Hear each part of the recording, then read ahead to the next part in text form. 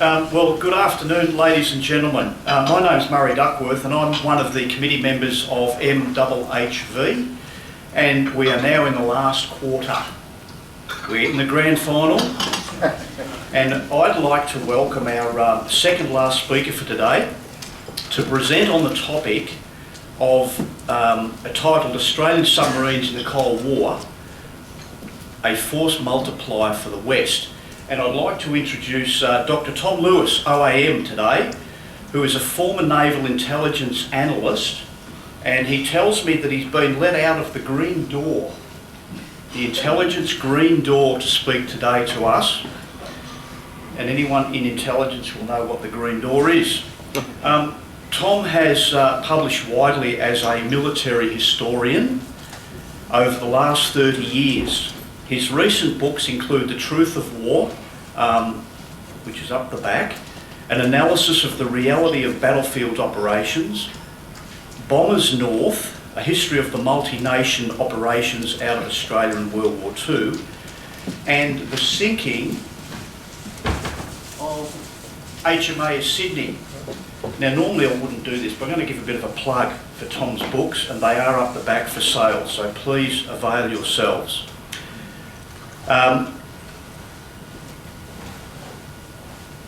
His most recent publication is called The Truth of War, and once again that is available up the back. So, ladies and gentlemen, please welcome me in joining Tom today. Thank you.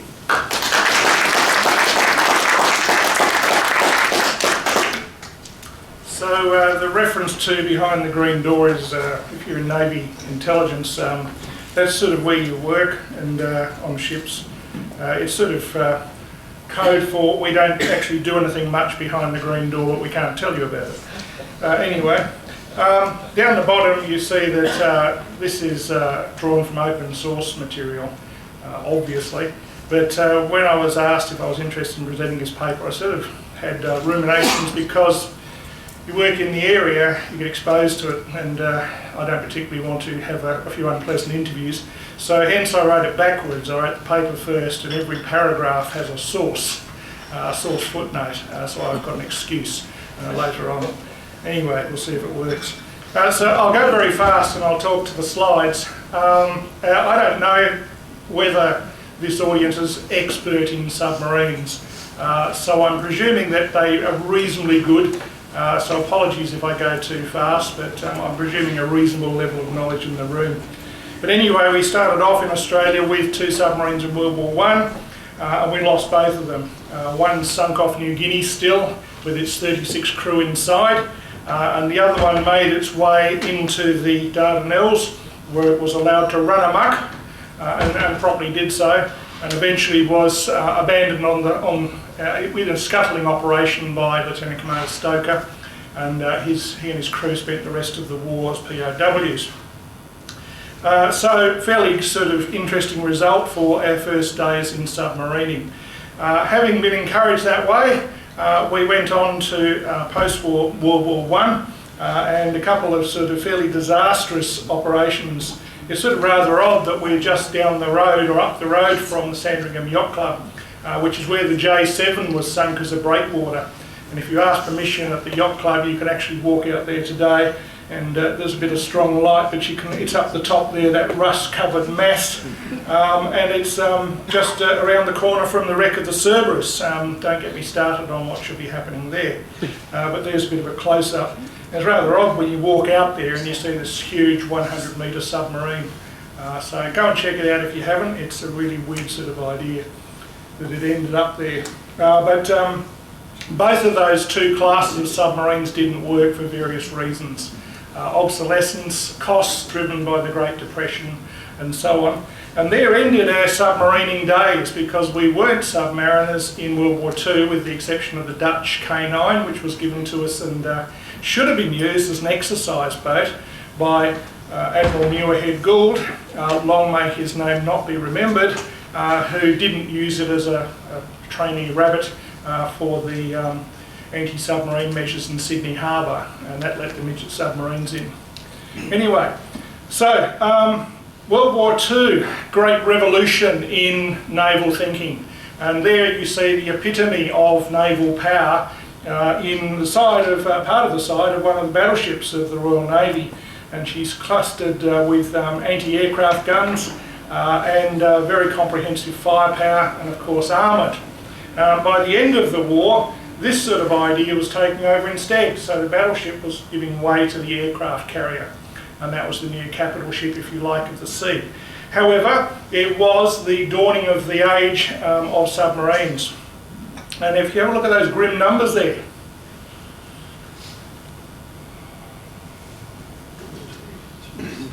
and it's the sort of thing you get in quiz questions. How many submarines did the Germans have in World War II? 1,158. They were a real submarining nation, Navy. They didn't have aircraft carriers, for example. And it nearly worked, but tremendous set of stats, I reckon. And you can see that the two losing powers fought to the end, and even despite the fact they were well equipped with submarines, it didn't work very well. Submarining, by the way, is an extremely dangerous profession. I did some stats on it for that book, the Sydney book, I think, and a couple of others. It's the most dangerous thing you can do in wartime in World War II, apart from being an aircrew. Sorry, I apologise. Aircrew come first. They're the most dangerous profession you can have in World War II. Submariners after that, and don't do it. So respects to those who did. Anyway, what did World War II give the world in terms of submarining? All of those roles there, that's what came out of it. So World War I, it's sort of really, they're submersibles. They're on the surface most of the time, they submerge when they have to. World War II is starting to reverse a bit. The true submarine wasn't born until after World War II with the Albert core hull, and the concept being that when you leave port you submerge and you stay submerged. Because that's the whole point, not to be detected by bad guys. But those are the roles that came out of World War II, including some very odd things down the bottom. Covert supply operations, the Japanese did a fair bit of that, but the British did it as well because Malta, for example, was too dangerous to get into. So they resorted to supplying it at night with submarines, which is a rather odd sort of job. I'll be concentrating on the two in red to give you an idea of what we did. So after World War II, USSR and the USA get stuck into submarining in a big way, as you can see there. And the concept, of course, is at the end of the 1950s that the Americans launched the world's first nuclear boat. And she is still to be seen as a museum ship today in the USA, underway on nuclear power. Now what came out of this for the RAN was that the Royal Navy is starting to withdraw from its overseas possessions because of what had happened to the British Empire in the war. So it's starting to resile from being a worldwide empire, and of course, as we know, the USA is taking over. And one of the suggestions was, why don't you blokes do your own submarining? What's that all about, I hear you say? The Royal Navy had 3 submarines based in Sydney, and the whole concept of them was, apart from a little bit of normal submarine roles, they were mainly there for anti-submarine warfare training. If you have a surface fleet, what you need to do is go after what in the Navy we call the clockwork mouse and see if you can actually find it. So what you do is you go to sea in this pre-arranged exercise, you submerge, and then the bad guys, in this case your own surface fleet, try and find you. After a day or so of frustration, you surface and say, here we are, to much annoyance and frustration and so on. And or let off a smoke candle and off you go again. So the Royal Navy was saying, take over your own anti-submarine warfare operations. Now, we've heard a few talks over the last 2 days about what was happening in the 50s and 60s, so I don't intend to cover the ground again, but some clever chaps started to say in political circles and Navy circles, shouldn't those submarines do what submarines normally do? Which is be a hunter-killer and also acquire intelligence. And the general answer was yes, let's do that, although it was minimised within the Navy. So you had the very confusing aspect of things in the Navy of those people in the surface fleet thinking, well, what are these new submarines for? aren't they for anti-submarine warfare training? What do you mean they're not available for the next 3 months? What do you blokes in the submarine branch do? And the submarine branch actually doing quite busy things but not telling anybody about it. So it was rather confusing. And the Oberons were acquired from 65 to 77. And I heard Burrell's name mentioned in the previous talk, sterling chap. And then there he is over in the United States, and he's starting to talk about acquiring American platforms. He's going to Britain after that, and he's starting to talk about acquiring submarines. And one chap who hasn't been mentioned, and his name should be celebrated more, I think, is that of Admiral Purvis. He is the, as somebody once described him, unsuitable to be a naval officer because he is short and rather fat. But he was a quality engineer and never happier than with a spanner in his hand. And he'd served through World War II, a terrific bloke. And he was over there supervising the building of the Oberons. So we got into the Oberons and gradually they started arriving, and there's basically a sort of stat page for you. Most of the stuff, a lot of the stuff is actually wrong. The speed figure, for example, but anyway, let's not go there. You notice down the bottom that eventually they acquired the ability to fire submerged missiles, submerged harpoon. Okay, so that's the whole concept. Of course, it gives the game away a bit if a missile streaks out of the water and goes flying off towards your enemy. There's a submarine down there. And they can also lay mines while they're submerged as well. Quick look at them. Basically fairly conventional looking, but if you zoom in a bit, people always notice about the Oberons, they've got this funny thing up the bow. What is that as part of the sonar system up there? That thing that sticks out at the bow. They're also equipped with a snort mast, and what that actually means is they can breathe while they're submerged. You can run your diesels while you're submerged with this thing sticking up the surface. It's a Dutch invention. Nicked by the Germans, and then the Japanese and the Americans and British got it last in World War II. But snorting is a good idea, although it's not that foolproof, especially if the submarine comes with some embarrassment to the surface because it's not being controlled properly. Unusually, they also had stern torpedo tubes, which the sailors tell me were very good for storing beer in. They were removed on the last 2 models. So stern torpedo tubes, yes, World War II submarines had those, some of them, and eventually nobody does. Very capable boat and used around the world, you can see in quantity. Very quiet, very efficient, don't break down a lot, and good at what they do. And some submarines aren't.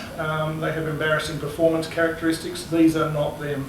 Notice the size of that sonar dome.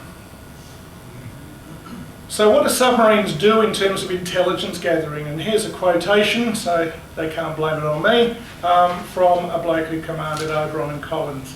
And if you're interested in this sort of thing, following it up later, I understand that where most of us are publishing our papers, my version's got all the footnotes in it, so you can tell who said all of this. But I didn't want to make it too wordy. So as that bloke says there, a submarine is rather like a vacuum cleaner. It hoovers up everything underwater. So where should we go to hoover up stuff underwater? Let's go to Cam Ranh Bay. That's a good idea. And why should we go there? It's because the Soviets are building up this rather huge base there. And so let's go off there and see what we can see.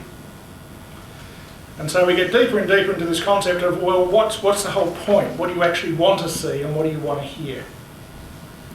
The Oberons are smaller than the Americans are even then starting to look at an all-nuclear fleet.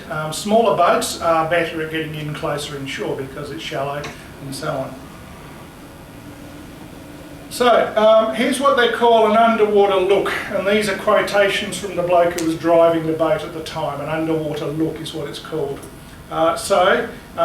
If you keep up with the reading, that's what you do. You position yourself behind the frigate or the warship or the enemy submarine and you follow it in. Or just follow it along in the open sea. It's a fairly dangerous sort of business, getting close to another ship. The whole point of being in a warship is not to get close to other ships. the rules of the road, as they hammer into your head, mean avoiding other ships all the time, not closing them and trying to get within metres of them. It's dangerous business.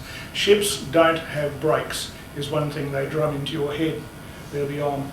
I love this photograph because this sailor's trying to get out of it. He said, oh no. So you're within 6 feet of a frigate's hull and you're trying to get that close because you want to have a look at the bits and pieces he's got hanging off him. And why should you want to do that? We'll cover that.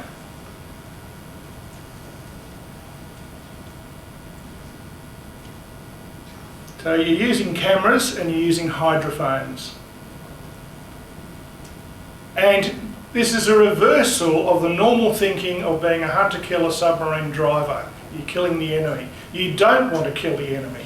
You want to get close to the enemy, but you don't want to be detected. Okay, so you have to rein in your aggression and replace it, as Michael says, with another sort of form of aggression. And one suggestion is that you also carry extra personnel, and those of you who've worked with DSD and DIO and so on can figure out why.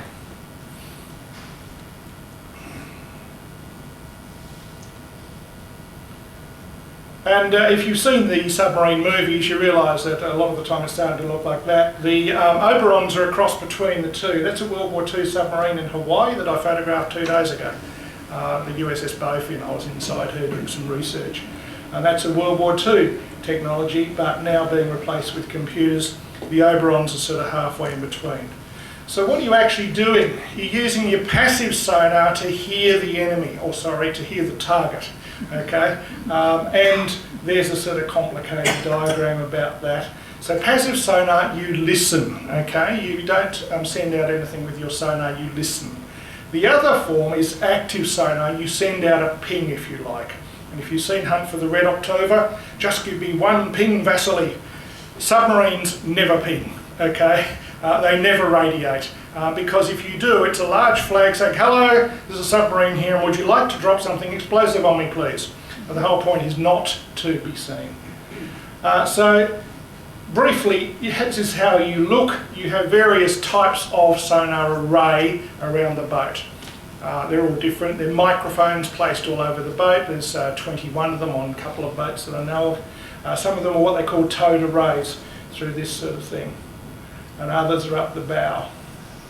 And that's why they won't quite often let you go near submarines in harbour. They don't want you photographing all their bits of extra kit, even though they're painted black. And if you actually get a radiated trace, it's coming up on a computer screen inside looking something like that. Now, of course, the enemy, the surface skimmers, they're doing it too. They've got sonar. They're quite often radiating. Submarines don't radiate, these guys do. So they're sending out the pings and they're waiting for something to come back. And they can be quite successful. So let's have a look, and the light's drowning it out a bit, but that's Jonesy on the USS Dallas in the Hunt for Red October. We won't listen to him.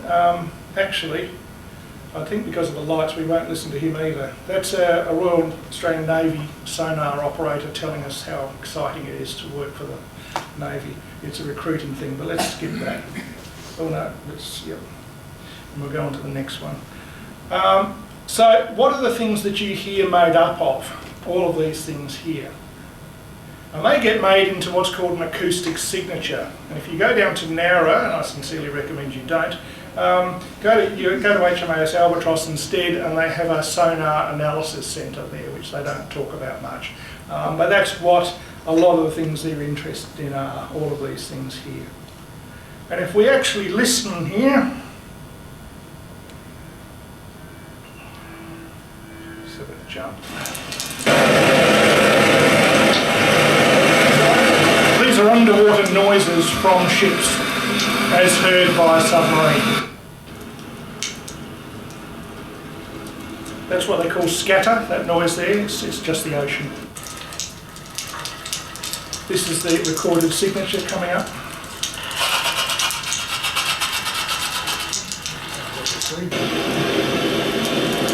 It's a roll-on, roll-off freighter.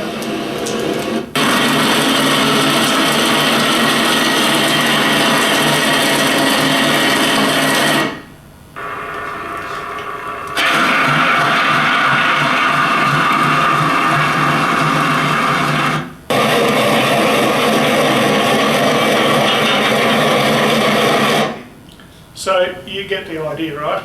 If you listen to all this stuff all day and start classifying it, you become an expert in it. And then you can start using your recorded acoustic signatures for the right way. Attacking the correct targets, okay? So how can you see the target? The old way in World War One and Two was to put a periscope up and have a look and then start taking bearings and off you go. These days, very, very dangerous, so maybe you might not want to do that. So you can actually not come up and have a look, you can listen to him instead. And you can hear that that's not what we want to attack. Don't attack frigates and destroyers specifically designed to kill you. They will. Lie low like Br'er Rabbit and wait for the oil tankers and the freighters and kill them instead. Okay, so that's the whole point of acoustical analysis, in short.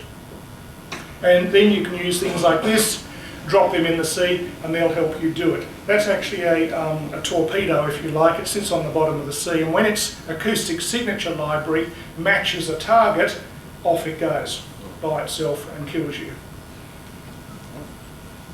Again, can we kill any of these lights? No? That's a photograph of the Kiev aircraft carrier's propeller from underwater. It basically, again, allows you to sort of start classifying things.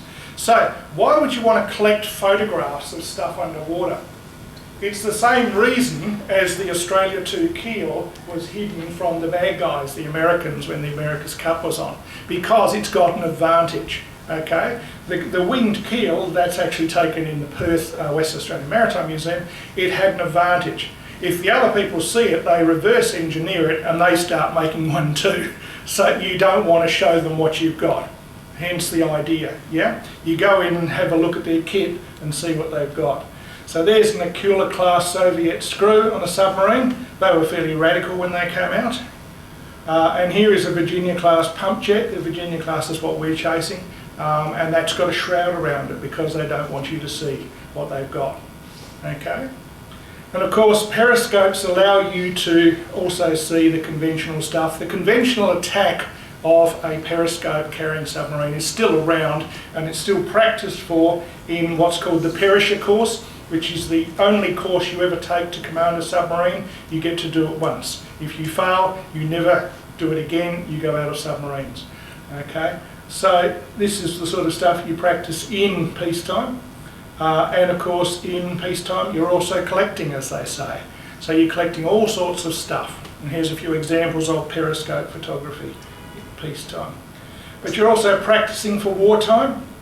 That's a salvo attack with dummy torpedoes that you might see in wartime. And those periscopes, when they come up to do these attacks, are up for 10 seconds. 10 to 15 seconds, about the max. And what's the first thing you do on a periscope surfacing? 360. Do a 360 because there'll be some bugger sitting behind you on a yacht taking photographs of your periscope and you haven't heard him or seen him. So periscopes only come up very, very briefly, take a snapshot and off they go, off you go again, submerge. And that leads to that, which is taken in, of course, as you've seen before, the Falklands War, the Belgrano. Pretty rough seas, as you can see. And hopefully you never see that. Because if you do, if it's that close, you're dead. He's got you. And he's acquired the target and he's not going to let it go. So have another look at an underwater look. And this one was fairly significant because it was shown allegedly to Prime Minister Hawke by allegedly Defence Minister Beazley at the time.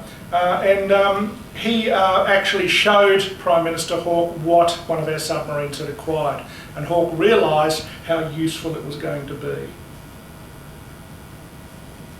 So this was concerning HMAS Orion, one of our Oberons.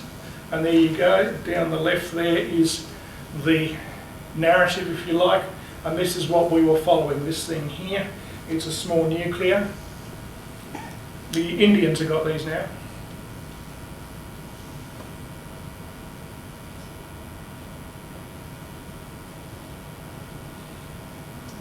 And so rather than imperiling dry land spies who generally don't know what they're on about because they're not Navy people and trying to get through physical fittings in dockyards and so on, this is another way of doing it. It's another way of spying, if you like, of espionage.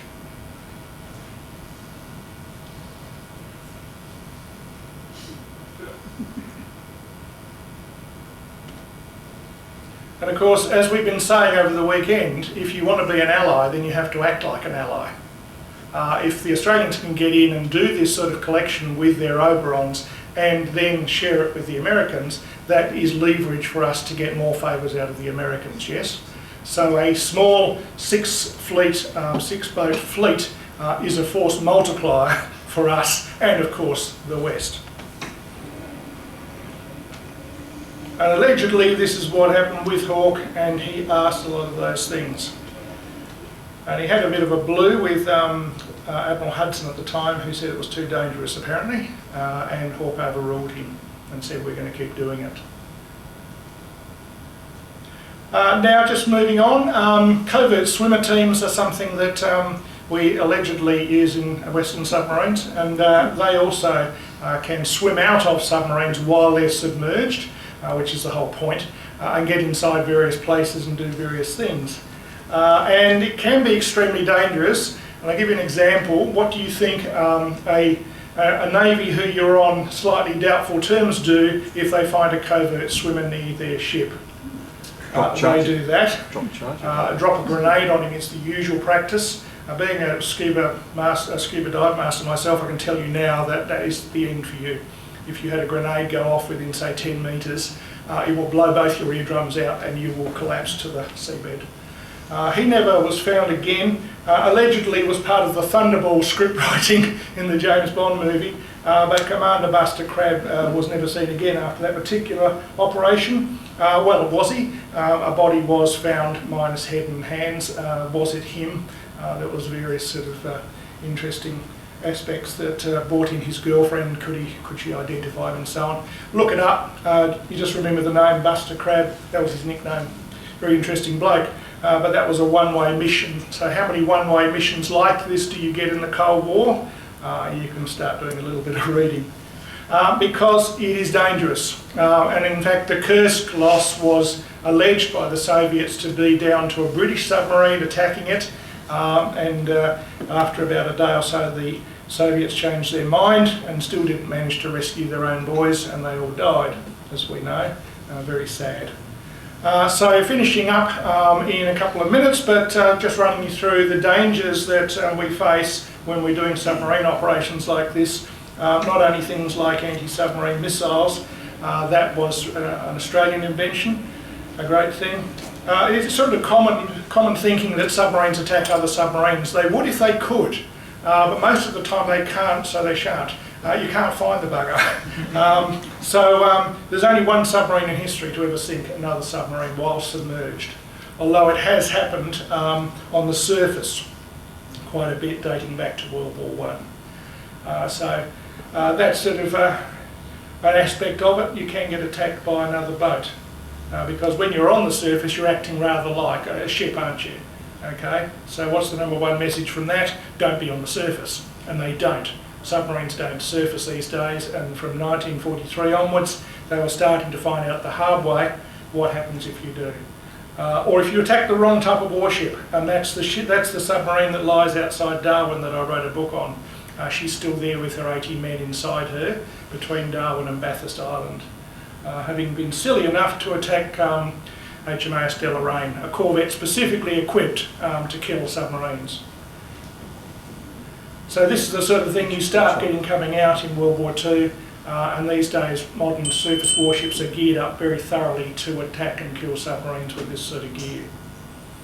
And there's a quote from Peter Scott, who's just written a very good book, which I recommend at the end, about how really annoying a surface warship can be if you're in a submarine and he's got onto you and he's not going to let you go.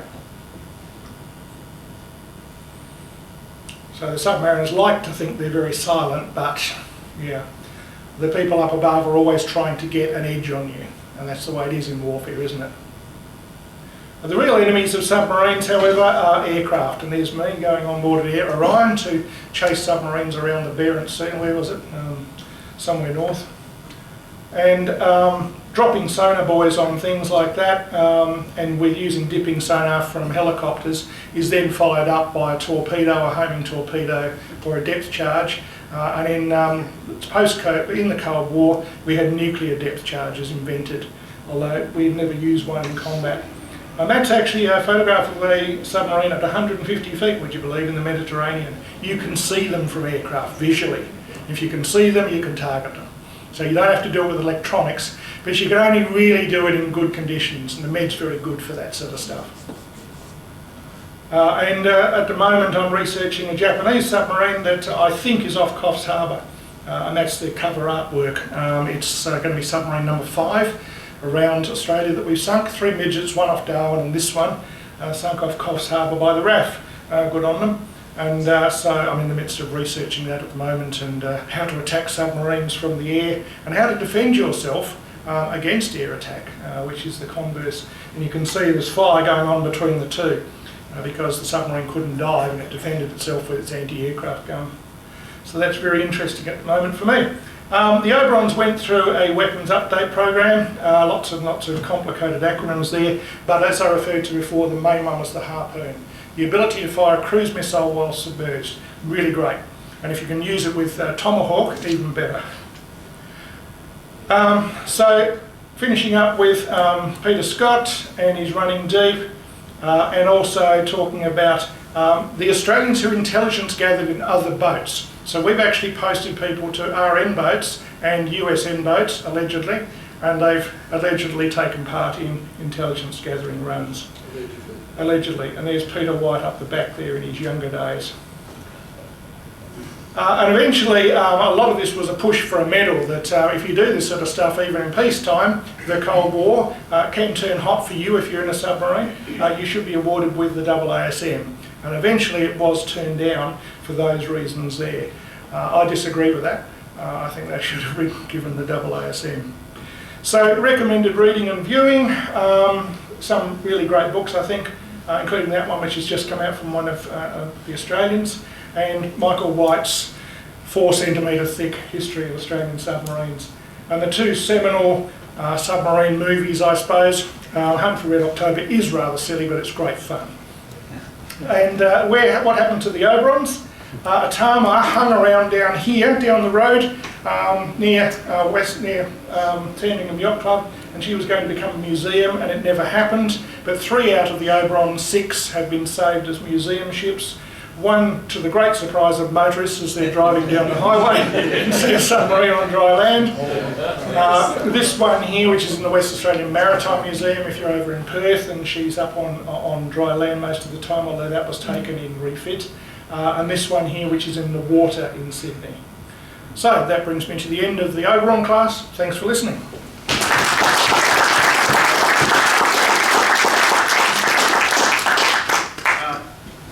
Ladies and gents, we've got time for one question. Oh, but can I get in? I'm just curious, during the Cold War period, so 50s, 60s in particular, what was the range of the active sonar from the surface ship? I mean, how far away does the submarine have to be away from them? Oh, I see. It depends on the power of the sonar. The sonars are electronic, and they're powered in wattage and so on. But you can run down a target probably 10 nautical miles away.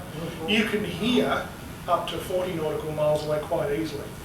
One of the things about sound underwater is that it travels faster than it travels through the air, and it travels for a hell of a lot longer. You can hear things up to 100 nautical miles away. If say depth charging operations, you can hear your friend dying 100 nautical miles away with bad guys setting off depth charges. It's a funny thing. It's a completely different environment than what we're in now with the air. One deal there, mate? We've got time. We've got time for one. Later. Would there have been any way of saving those men on the Kursk submarine? Yes. Every submarine in Navy that's professional in its attitude, and I leave out the Soviets deliberately there, has a rescue facility ready to go. We can reach one of our submarines around the coast from the other coast within 4 hours of notification. Is that good? It sort of depends on the actual distance. But we've actually helped out the Indonesians in the past. And the Brits actually offered the Russians the ability to get one of their bathyscapes onto the hull, and they said we can do it within 14 hours.